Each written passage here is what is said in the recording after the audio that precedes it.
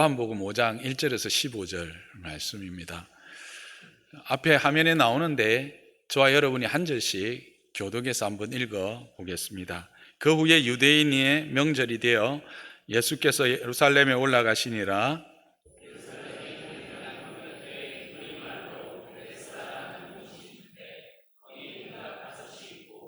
그 안에 많은 병자, 맹인, 다리 저는 사람, 혈기 마른 사람들이 누워 물이 움직이기를 기다리니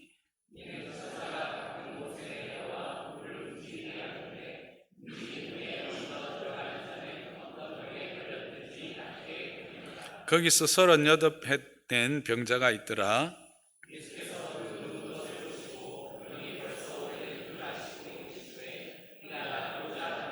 병자가 대답하되 주여 물이 움직일 때에 나를 못에 넣어주는 사람이 없어 내가 가는 동안에 다른 사람이 먼저 내려가나이다.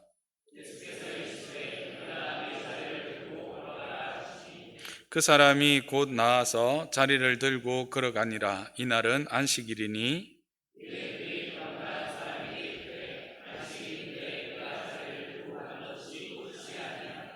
대답하되 나를 낫게 한 그가 자리를 들고 걸어가라 하더라 하니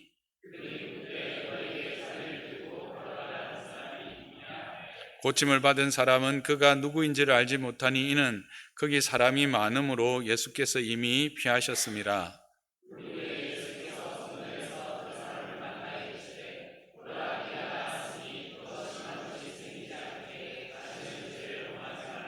함께 읽습니다. 그 사람이 유대인들에게 가서 자기를 고치니는 예수라 하니라. 아멘. 여러분은 땅을 살아가면서 어떤 복이 가장 큰 복이고 감사한 복이라고 생각하십니까? 저는 살아가면서 이렇게 좋은 사람을 만나는 것이 참 복이다 그렇게 생각합니다. 좋은 사람을 만날 때 우리 안에 기쁨이 있고 즐거움이 있고 감사들이 넘쳐 나게 되죠. 그런데 더 큰 복은 뭘까? 참 하나님을 만나는 것이다. 저는 제 삶을 통해서 그렇게 확인하게 됩니다. 세상에 많은 사람들이 자신을 지켜주고 자신에게 복을 줄 누군가 어떤 존재인가를 찾아다닙니다. 그러나 많은 사람들이 그 안에서 참된 기쁨을 그리고 참 하나님을 만나지 못하지요. 근데 저는 그 참 하나님을 만났습니다. 그래서 저는 이 만남이 가장 큰 복이 아닌가 그렇게 생각합니다. 그래서 오늘 이 말씀을 통해서 그 참 하나님 되시는 예수님을 여러분들에게 소개하고 여러분들이 그분과 만나는 시간이 되었으면 참 좋겠습니다. 오늘 우리가 읽었던 이 성경의 이야기는 예수님이 명절이 되어서 예루살렘에 갔다고 말합니다. 우리나라에도 추석, 설, 명절이 있듯이 이스라엘에게도 명절이 있었습니다. 6월절, 77절, 그리고 수장절, 초막절이라 하기도 하는 그 세 번의 명절이 있었는데 우리는 이제 명절에 고향에 가듯이 이 사람들은 명절이 되면 예루살렘으로 모입니다. 그래서 그 예루살렘 성전에서 함께 모여서 하나님 앞에 제사를 드리도록 하는 것이 그들의 관습 유래였습니다. 그래서 예수님이 어떤 명절이었는지 모르겠지만 한 명절에 이제 예루살렘으로 올라가셨습니다. 그러면 예루살렘에 가면 양문이라고 하는 문이 있고 그 문 옆에 베데스다라고 하는 조그마한 연못이 있었습니다. 이 베데스다라고 하는 말은 그 의미는 은혜의 집, 그러니까 집이고 헤세드, 은혜, 자비. 그래서 은혜의 집이라고 하는 그런 명칭이 있는 조그마한 못이 하나 있었습니다. 그런데 그 못은 많은 이들에게 어떤 소문이 있었어요. 그 못에 대한 소문이 있었는데 어떤 소문이냐면 그 못이 한 번씩 이렇게 물을 막 뿜어 올리는, 그러니까 요즘으로 말하면 우리가 이제 간헐천과 같은 것 같습니다. 평소 때는 그냥 잔잔하다가 물이 한 번씩 이렇게 확 지하수가 솟아오르면 막 물이 움직이겠죠. 자, 그러면 그때 그 움직이는 이유가 천사가 와서 그 물을 이제 움직인다고 말을 하고 생각을 하고, 그래서 누구든지 제일 먼저 그 움직이는 못에 들어가면 어떤 병이라도 낫는다라고 하는 그런 이야기들이 그 그 유대인들 사이에 퍼져 있었던 것 같습니다. 그래서 거기에 많은 사람들이 그 연못가에서 물이 움직이기를 기다리고 있었죠. 근데 그곳에 예수님이 가셨습니다. 그런데 이 성경의 기록에 보면 그것이 진짜 천사가 움직였다라고 하는 이야기도 없고, 그렇게 해서 누군가 병을 낳았다라고 하는 기록도 없습니다. 그러니까 이들은 어찌 보면 잘못된 미신과 같은 소문을 듣고 그곳에 모인 것 같습니다. 이제 그곳에 가서 자기의 문제를 해결하려고 모인 거죠. 이것은 오늘을 살아가는 우리들의 모습과도 비슷한 것 같습니다. 세상은 이런저런 것을 하고 이런저런 것을 얻으면 너희는 문제가 해결되고 참 기쁨이 있고 평안이 있다, 그렇게 말합니다. 어떤 것을 얻으면 그와 같은 문제 해결과 평안을 얻을 수 있다고 합니까? 우리가 쉽게 생각하는 물질입니다. 돈이 있으면, 돈만 모으면 내가 가지고 있는 문제가 해결되고 내 안에 참된 평안이 머물 것이다, 그렇게 생각합니다. 그래서 어떤 사람들은 그 돈을 향해서 모여들죠. 어떤 사람은 권력이라고 말합니다. 힘이 있어야지. 돈은 권력 앞에서 아무런 힘을 발휘하지 못해.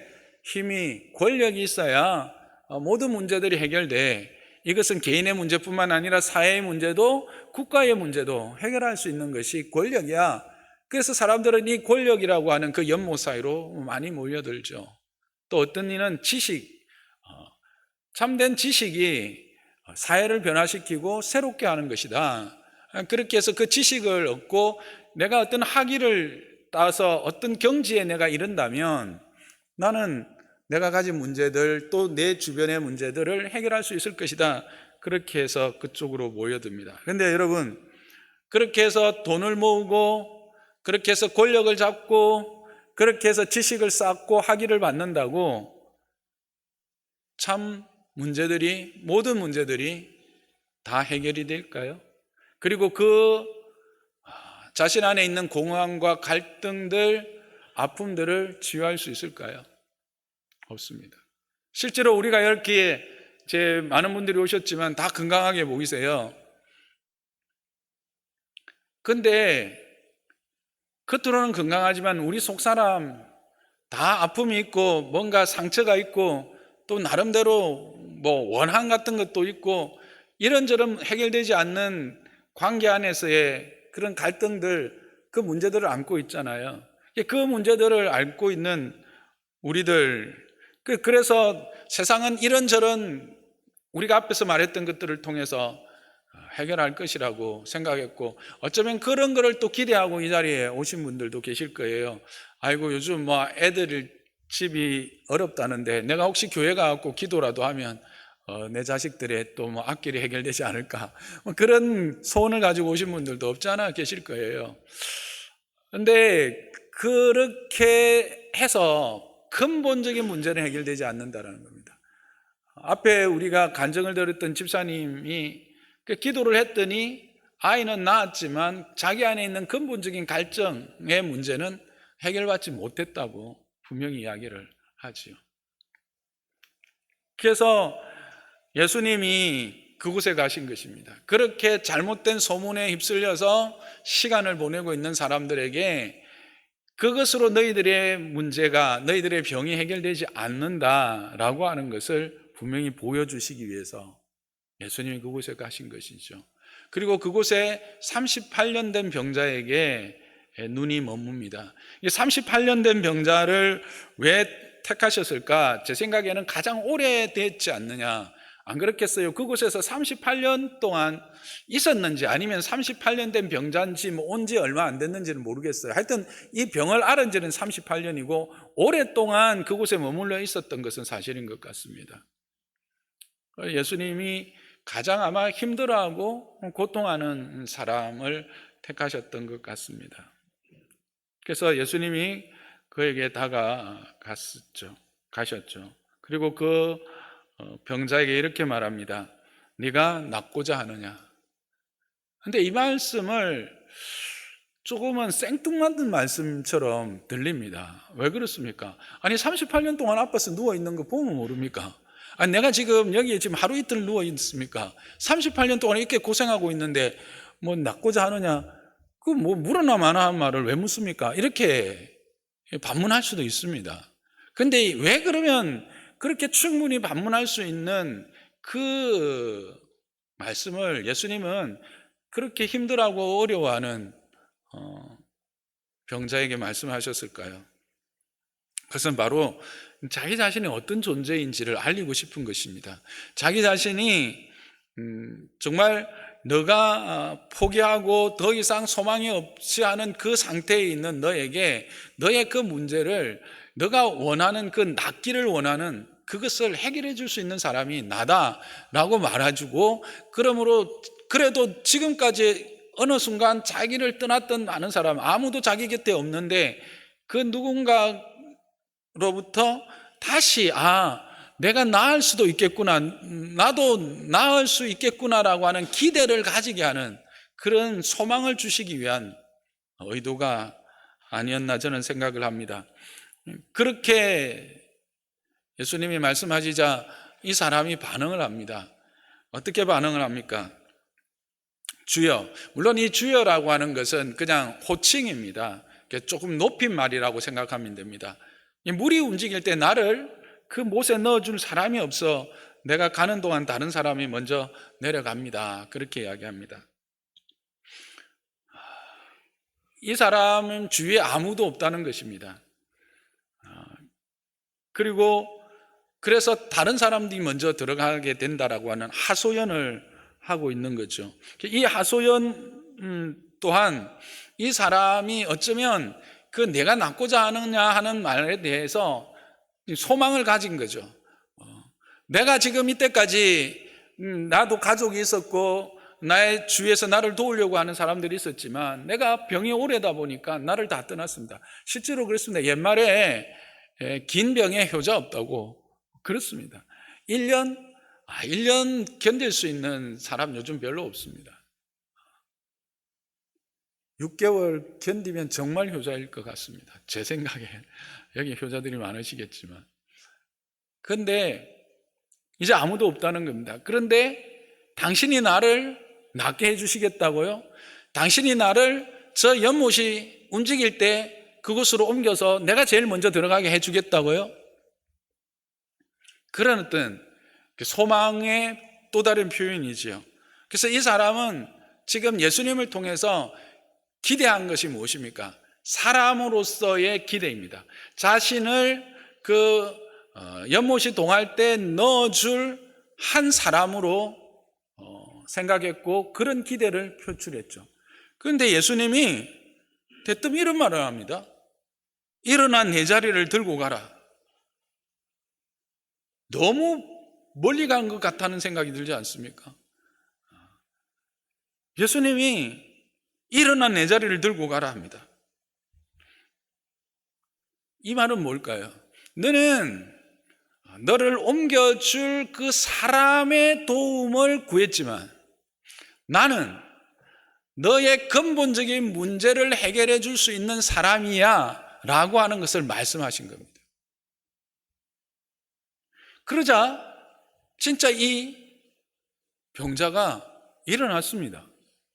자신의 자리를 돌돌 말아서 들고 걸어갑니다.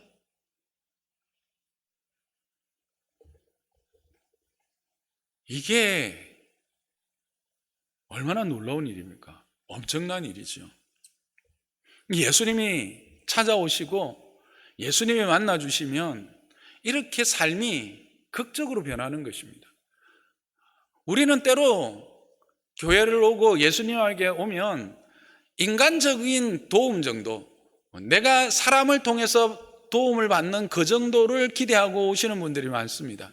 그런데 진짜 예수님을 만나면 그것 이상 사람이 줄 수 없는 더 근본적인 해결을 받게 된다는 거죠. 그게 바로 예수님입니다. 그렇게 하실 수 있는 분이 예수님이죠. 그래서 이 사람은 그런 은혜를 입었고 그래서 그의 자리를 들고 걸어가게 된 겁니다. 저는 여기 오신 많은 분들, 특히 처음 오신 분들이 여러분의 삶에 다양한 문제들이 있을 것입니다. 이 병자가 가지고 있는 것과 같이 사람들 앞에서는 내어놓지 못하지만 마음에 있는 아픔과 상처들이 분명히 있을 것입니다. 해결되지 않는 것들이 있을 겁니다. 기도의 제목들이 있을 겁니다. 그것들이 예수님을 만나서 해결받는 은혜가 있기를 주님의 이름 축복합니다. 그런데 이렇게 말을 듣고 있는 여러분들 중에 이렇게 생각하시는 분들이 있을 거예요. 허허, 참 목사님 순진하시네. 무슨 동화 같은 이야기를 하세요. 무슨 지금이 어느 시대인데 흥부놀부 같은 이야기를 해서 내가 그 목사님 말씀에 막 감동을 받아가지고 막 그렇게 예수 믿을 것 같으세요. 참 목사님 순진하시네. 그렇게 속으로 지금 생각하고 계시는 분들이 계실 거예요. 그렇습니다. 이 이야기는 어쩌보면 너무 순진한 이야기예요. 너무 이게 뭐 환타지예요. 동화 같은 이야기예요. 믿을 수 없는 이야기들이죠. 근데 더 놀라운 거는 여러분, 성경에 이 정도가 아니라 더 놀라운 이야기들이 있다는 거예요. 예수님으로 말미암는 더 많은 사건들이 있다는 거예요. 어떤 사건이냐면, 여러분 어떤 사건이면 가장 놀랄 것 같으세요? 사람이 죽었던 사람이 살아나면 놀라시겠죠. 그것도 3일이나 지나서 썩어서 냄새나는 사람이 살아났다면. 그런 일도 있었어요. 요한복음 11장 38절에서 44절에 보면 나사로라고 하는 사람이 나와요. 이 나사로는 죽어서 3일이 되었습니다. 그래서 썩어서 냄새가 나고 있었어요. 그런데 그 누이들한테 예수님이 유대인들, 이스라엘 사람들은 이렇게 동굴을 만들어서 그 안에 이제 시신을 넣어 놓거든요. 동굴을 막고 있는 돌을 굴려내라 하니까, 아이고, 선생님, 주님, 오빠는 지금 벌써 3일째 되었고 썩어서 냄새가 납니다. 그러니까 저도 뭐 예수님 믿지만 그 냄새 나서 안 됩니다. 이랬더니 굴러 돌을 치워라 합니다.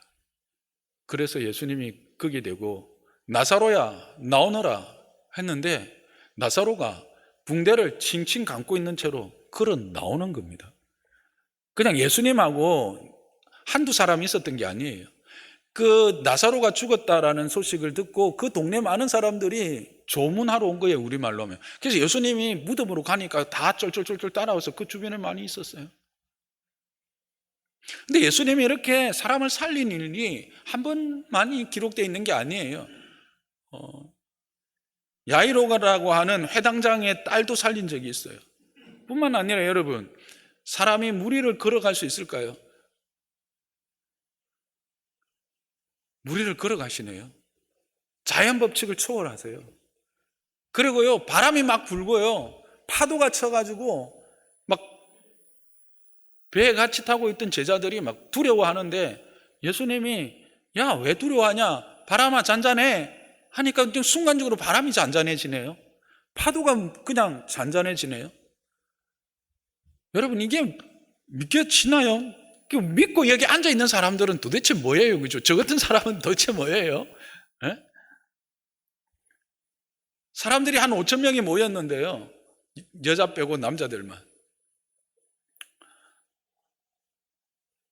하루 저음도록 한 이틀 동안 말씀을 전하다 보니까 먹을 게 다 떨어졌어요. 그래서 먹을 것 좀 갖고 와봐라 했더니 보리떡 5개, 물고기 2마리밖에 없는 거예요. 근데 그걸 가지고 예수님이 5천 명을 먹이시네요. 근데 남은 게요, 12광주리를 남겼대요. 야, 진짜 환타지죠? 진짜 꿈 같은 이야기죠? 근데 이게 기록되어 있는 거예요. 왜 기록되어 있을까요? 이거는 예수님이 어떤 분인가를 말하고 싶은 거예요. 앞에서 38년 된 자에게 네가 낫고자 하느냐, 황당한 이야기죠. 네가 일어나 걸어가라. 정말 뜬금없는 이야기인데 되지요? 그건 뭘 이야기할까요? 예수님 자신이 어떤 존재인지를 분명히 보여주고자 하는 거였어요. 그래서 성경 안에는 이런 정말 이해할 수 없는, 들어도 이게 진짜야 라고 의심할 수밖에 없는 이야기들이 많이 기록되어 있어요. 그건 왜일까요? 바로 예수님 자신이 내가 주인이다, 내가 모든 만물이 내 명령대로 순종한다. 왜? 나는 이 모든 것을 지은 창조주이기 때문이다. 나는 생명의 주인이다 라고 하는 것을 뭘 통해서?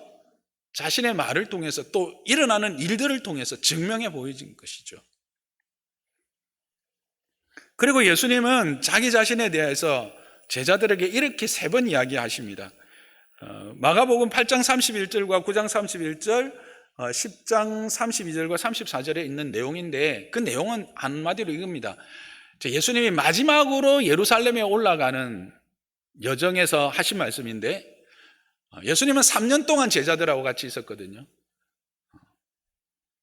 이제 내가 이 길을 가면 예루살렘에서 관리들이 나를 잡아서 십자가에 못 박아 죽일 것이다. 근데 그게 끝이 아니다.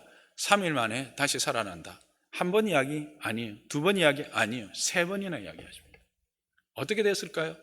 성경은 이 말대로 이루어진 것을 그 이후에 마가복음 10장 22절로 26절, 그리고 마가복음 16장 1절에 6절에서 예수님이 목 박혀 죽으신 것과 그리고 3일 만에 부활하신 사실들을 이야기하고 있습니다. 그럼 왜 예수님이 이런 말씀을 하셨을까요? 예수님이 이 땅에 오신 목적이 바로 십자가에서 죽기 위해서 오셨고 다시 살아나기 위해서 오신 거예요. 그게 어떤 의미냐면 마가복음 10장 45절에 이런 말씀을 하세요. 함께 읽어볼까요? 마가복음 10장 45절 시작. 인자가 온 것은 섬김을 받으려 함이 아니라 도리어 섬기려 하고 자기 목숨을 많은 사람의 대속물로 주려 함이라. 예수님이 섬기러 왔다는 거예요. 어떻게 섬기느냐 하면 자기 목숨을 많은 사람의 대속물로, 그러니까 속죄물로, 다른 사람들의 값을, 다른 사람들의 어떤 빈 짓을, 진 값을 대신 치러주러 오셨다는 게 그게 대속이잖아요. 어떻게? 대신 죽음으로. 그리고 3일 만에 부활하실 것을 이야기를 하신 거예요. 그러니까 예수님이 저렇게 죽으신 것은 우리의 죄값을 해결하시고 3일 만에 다시 살아나셔서 참된 생명, 부활의 생명을 주시기 위한 일입니다. 더 황당하시죠? 아니면 어떤 분들은 와, 이런 일이 있었네, 그렇게 생각하시는 분들도 있을 것입니다. 영국의 옥스퍼드 대학 유명하죠. 캠브리지 대학 진짜 유명하죠. 그런데 이 캠브리지 대학과 옥스퍼드 대학에서 함께 교수 생활을 했던 C.S. 루이스라고 하는 아주 유명한 철학자이시기도 하고 문학가이시도 한 분입니다. 이분이 이런 말씀을 했어요. 내가 성경을 보니까 예수님은 정신병자이든지 아니면 진짜 메시아이든지 둘 중에 하나다. 맞잖아요. 여러분, 제가 이제 3일 후에 십자가에 못 박혀 죽습니다. 내가 죽는 이유는요, 내가 이 땅에 온 이유는 여러분이 죄를 위해서 이 땅에 온 거예요. 내가 죽고 내가 3일 만에 부활합니다. 아시겠죠? 근데 지금 그렇게 떠들고 있는 사람들이 있어요. 하나님의 교회 신천지 뭐 그런 사람들의 이만희라든지 그 장길자라든지 그런 사람들이 어쨌든 그렇게 했다. 여러분 속으로 지금 뭐라 생각하겠어요? 미쳤네 이래 하시겠죠. 그럼 그렇게 말한 사람은 진짜 정신이 바른 사람 아니에요. 미친 사람이에요. 그러니까 예수님이 뭐라고 하셨다고요? 내가 한 말을 못 믿겠거든 내가 행한 일을 보고 믿으라 했어요. 근데 예수님은 실제로 그렇게 죽으셨고 살아나셨다는 사실이에요. 그걸 어떻게 아느냐 하면 제자들이 그것 때문에 자기의 목숨을 다 버렸잖아요. 여러분, 거짓을 위해서 자기의 목숨을 버릴 사람들이 있을까요? 그리고 이것이 지금 2000년이 흐른 오늘날에도 많은 사람들이 믿고 그 믿음을 말미암아 참된 평안을 얻거든요. 예수님이 올라가시면서 우리에게 약속하신 게 있어요. 내가 다시 온다. 이게 성령으로 오셔서 우리 가운데 있는 게 처음 듣는 분들은 무슨 말인지 잘 모르시겠죠. 이해 잘 안 되죠. 궁금하시죠? 500원 안 받을 테니까 다음 주 또 오세요. 오시면 하나하나 찾아 제가 설명해 드릴게요. 어쨌든 오늘은 그것까지 다 설명하려면 너무 멀리 가야 되니까 어디 했어요? 어쨌든 예수님이 이 땅에 오신 이유에 대해서 자기가 이 땅에 오신 것은 우리에게 생명을 주기 위해 오셨고 우리에게 정말 영원한 이 생명, 본질적인 문제를 해결해 주러 오셨다라고 하는 사실이에요. 그거를 이야기하고 있는데 두 가지죠. 진짜 그 말이 사실이라면 어떻게 해요? 믿어야죠. 메시아죠. 메시아가 맞죠. 이쪽이 정신병자라면 안 믿어야죠. 그런데 그가 행한 일을 보면 그게 다 사실이라는 거예요. 스피노자라고 하는 사람이 있어요. 이건 갑자기 생각나는 예인데 수학자거든요. 철학자이기도 하지만 이런 이야기를 했어요. 자기가 확률적으로 따져보면 예수님을 믿는 게 이득이라는 거예요. 왜냐하면 믿고 죽었어.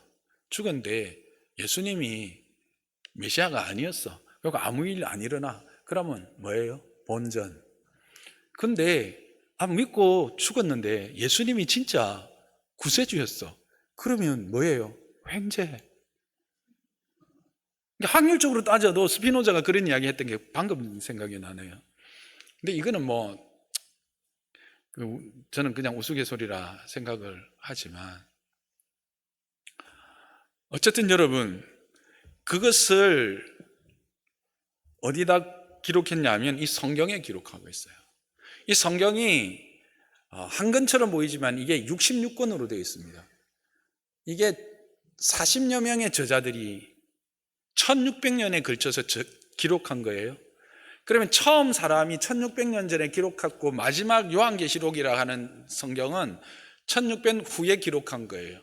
그러면 이 많은 사람들의 시간을 따라서 어떤 사람은 계속 죽었을 거예요. 이게 충돌이 있을 수 있을까요? 없을까요? 충돌이 있어야 되겠죠. 그런데 충돌이 없어요. 너무 신기하지 않아요? 오히려 구약이라는 게 옛날 약속이에요. 신약은 새로운 약속이거든요. 그 구약에 했던 약속들이 오히려 이 신약에서 확인이 되고 있어요. 너무 신기하지 않아요? 그래서 이게 우리는 우리의 영을 살리는 양식으로 믿고 따르는 거예요. 그 이야기가 여기 안에 있다라는 거죠. 우리 친구들 그래요. 저도 이과 출신이거든요.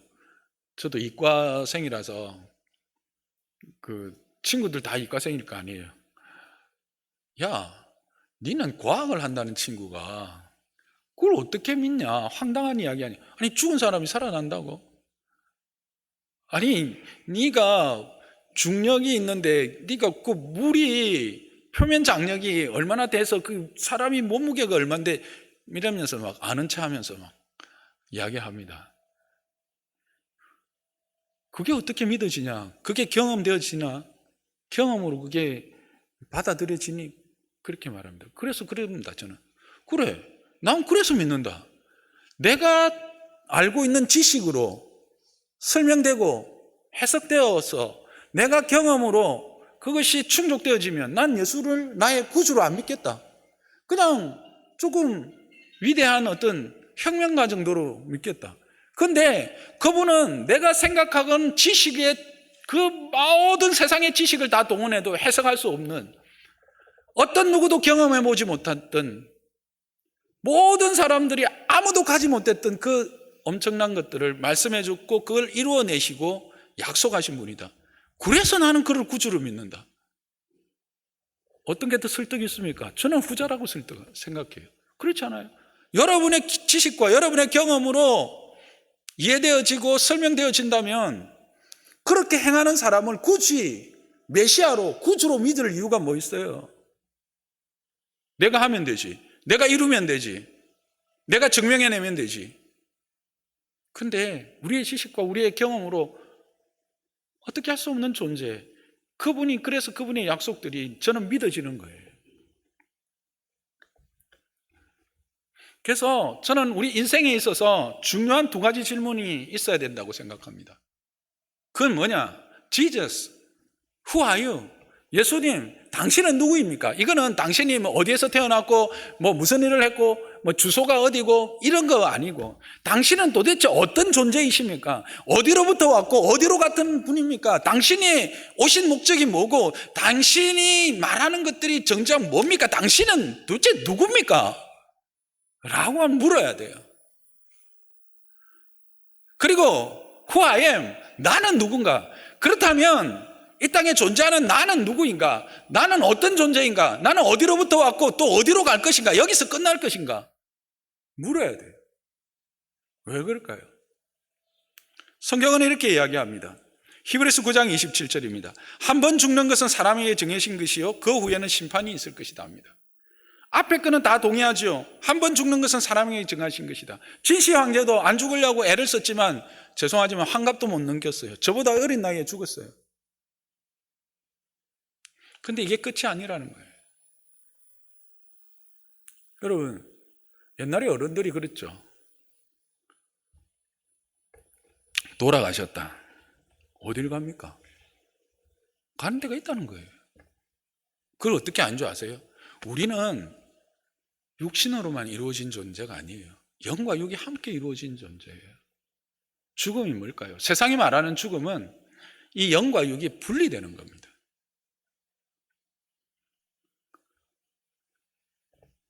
어떤 시인은 그랬어요. 이 땅의 삶은 소풍이다. 근데 여러분, 소풍을 나왔는데 돌아갈 집이 없어. 소풍입니까? 추방입니까? 그럼 막막할 거 아니에요. 누구에게 소풍일까요? 돌아갈 집이 있는 사람이에요. 한 번 죽는 것은 정해진 거예요.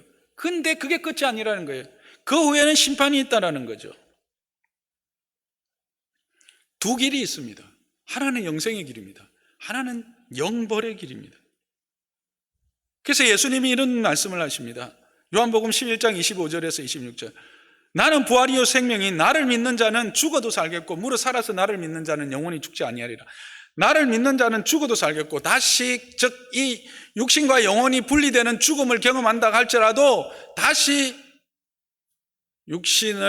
온전한 육신을 입는 부활을 경험하게 되지만 무릇 되고 또 무릇 살아서 나를 믿는 자는 영원히 죽지 아니한다. 그렇게 이게 이제 근리죠. 아니 예수 믿는데 다 죽는데 근데 여기서는 죽음이 그 죽음을 말하지 않습니다. 성경에서는 예수 믿는 사람들의 죽음을 잔다라고 이야기합니다. 잠이라고 이야기하지 죽는다고 말하지 않습니다. 이 죽음은 어떤 죽음일까? 영과 육이 함께 죽는 영벌을 이야기합니다. 여러분 제가 입는 이 옷 좋아 보이시죠? 그죠? 그렇지만 이거를 제가 집에 가면 어떻게 할까요? 이거 입고 계속 잘까요? 아니면 잠자리 들려면 이거 벗어야 돼요. 그렇죠? 물론 입고 자는 사람도 있다고 말하면 할 말은 없습니다만, 그러니까 이제 우리가 상식적으로 말하면 벗고 잡니다. 우리가 이 땅을 떠날 때, 잠잘 때, 우리의 영과 육이 한 번은 분리가 됩니다. 그래서 이 영은 어디에 가냐면 하나님 앞에 갑니다. 그때 우리에게 두 길이 있다는 거예요.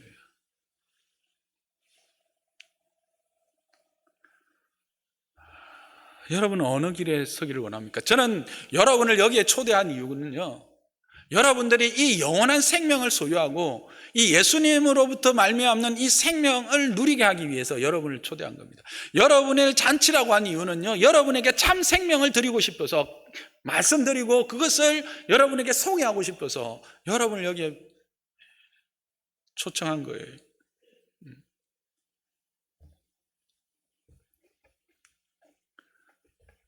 성경은 분명히 이야기합니다. 예수가 있는 자에게는 영생이 있고 예수가 없는 자에게는 죽음밖에 없다고, 영원한 죽음밖에 없다고 말합니다.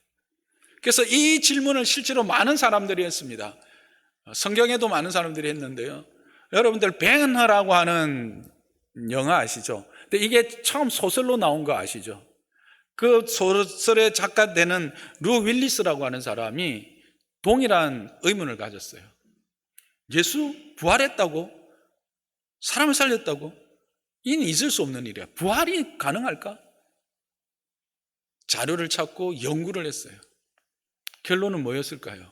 아, 부활하셨네. 부활했다라고 하는 증거는 많은데 부활하지 못했다고는 증거를 찾을 수가 없는 거예요. 그래서 배너라고 하는 작품을 쓴 거예요.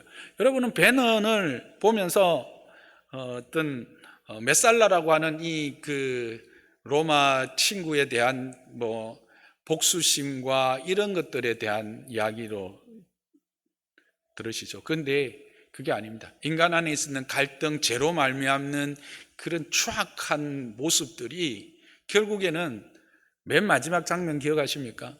그 십자가를 지고 올라가는 랍비인 예수님, 그리고 그 예수님이 십자가에 달려 돌아가시고 거기서 돌아가시고 난 이후에 날이 흐려지고 비가 내린 때, 그때였대요. 문둥병에 걸렸던 자기 엄마와 자기 여동생이 나음을 입게 되는 그 모습 뭐예요? 내가 줄거리 다 뺐지만 회복입니다. 예수 그리스도께서 누구인지, 그리고 그분으로 말미암는 은혜가 어떤 건지를 증거하고 싶어서 이 배너를 적은 거예요. 예수님이란다.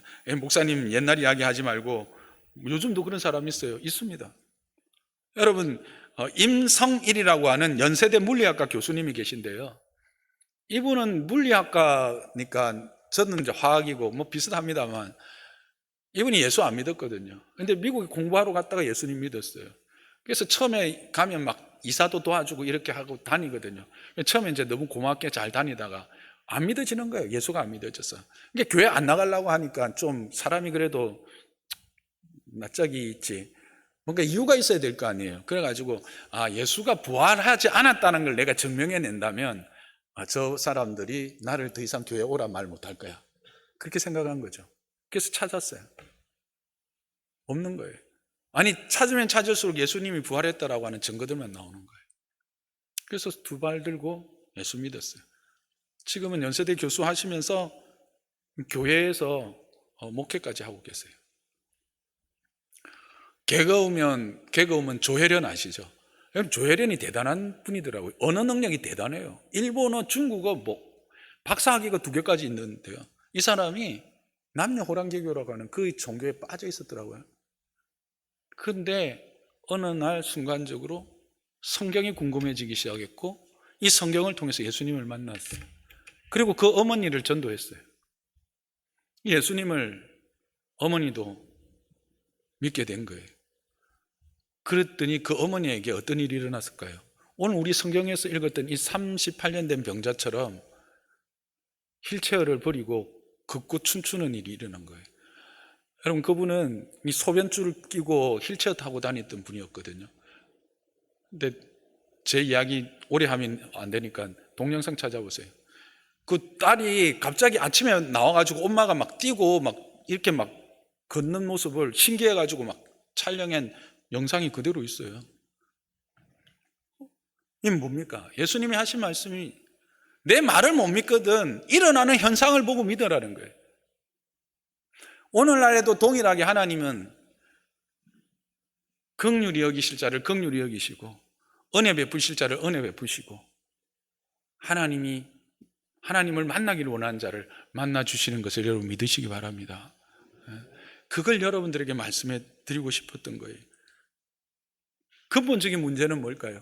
Who I am, 나는 누구인가? 우리는 모두 죄인입니다. 그래서 오늘 이 마지막에 예수님이 이 사람에게 이런 말을 합니다. 보라, 14절이에요. 네가 나았으니 더 심한 것이 생기지 않게 다시는 죄를 범하지 말라. 예수님은 분명합니다. 나는 사람이 줄 수 있는 이상의 것을 주는 근본적인 해결자야. 말씀하신 대로 이루어집니다. 그렇지만 너에게 일어났던 그 일의 근본적인 뿌리가 뭔지 알아? 죄야. 죄 때문에 그 사람이 병이 들었다는 게 아니라 우리 인간의 모든 아픔과 슬픔, 반목과 질시와 투기와 전쟁과 모든 것들의 뿌리가 죄라는 것입니다. 그것을 이야기하고 싶은 거예요. 그래서 우리가 이걸 깨달으면, 죄인임을 깨달으면 은혜 앞에 엎드리지 않을 수가 없어요. 이게 신비입니다. 말씀을 믿겠습니다. 여러분이 이곳에 스스로 왔다고 생각하고 누군가가 초대해서 왔다고 생각을 하실 거예요. 그런데 하나님이 여러분을 부르신 것입니다. 하나님이 여기를 불러서 여러분들에게 이 복음을, 이 예수님을 여러분들에게 좀 들려주고 싶었던 거예요. 어떤 분으로요? 예수님, 여러분은 이 땅에 살면서 어떤 사람의 도움, 또 어떤 제도의 도움을 바라고 계실 거예요. 근데 예수님은요, 그 정도가 아닙니다. 그 이상이십니다. 여러분의 근본적인 문제들을 해결해 주실 수 있는 분을 여러분 믿으시기 바랍니다. 그리고 그 안에서 참된 평안과 기쁨을 누리시기를 바랍니다.